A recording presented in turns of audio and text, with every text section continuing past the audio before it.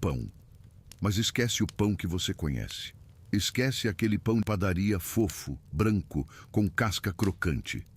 O pão da época de Jesus não tinha nada a ver com isso.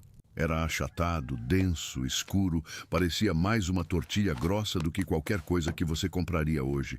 E ele era feito todos os dias, porque sem conservantes, sem embalagem, sem nada, o pão de ontem já era pão duro, já era quase intragável. O processo começava antes do sol nascer. As mulheres da casa, e era sempre trabalho feminino, pegavam grãos de trigo ou de cevada e os moíam à mão em pedras de moer chamadas de mó. 2 pedras circulares, uma sobre a outra, e a mulher girava-a de cima com força, despejando os grãos pelo buraco central. O som da mó girando era tão comum nas aldeias que Jeremias capítulo 25, versículo 10, usa o silêncio dessas pedras como sinal de desolação total. Quando a mó para de girar, a vida parou. Esse trabalho era brutal. Levava de 1 a 2 horas por dia só para moer a farinha suficiente para alimentar uma família. E a farinha que saía não era branca e fina, era grossa, irregular, cheia de pedacinhos de casca do grão.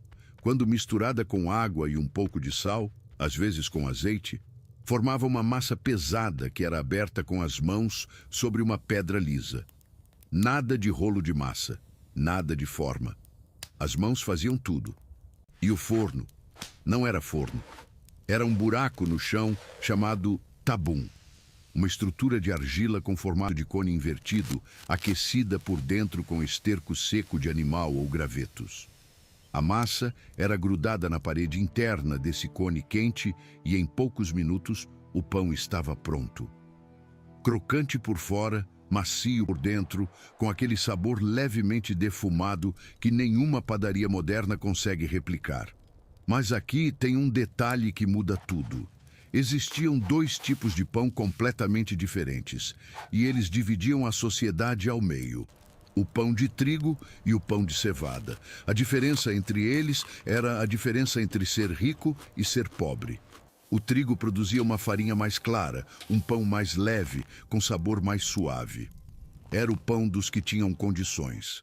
Já a cevada era o grão dos pobres, mais barata, mais resistente à seca, mas produzia um pão denso, escuro, com um gosto amargo que não agradava a ninguém que pudesse pagar pelo trigo. Em Juízes, capítulo 7, versículo 13, quando um soldado midianita sonha com um pão de cevada, rolando morro abaixo e destruindo uma tenda, o significado era claro para todos. A cevada representava Gideão, um homem simples, pobre, insignificante aos olhos do inimigo. E não é coincidência que em João, capítulo 6, quando Jesus alimenta 5.000 pessoas, o texto faz questão de especificar que os pães eram de cevada. Era comida de pobre, alimentando uma multidão.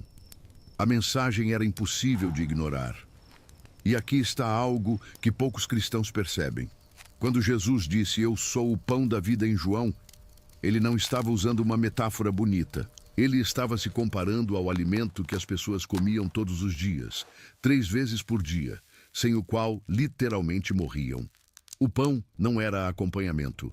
O pão era a refeição. Tudo o mais, azeitonas, queijo, ervas, era apenas algo para dar sabor ao pão.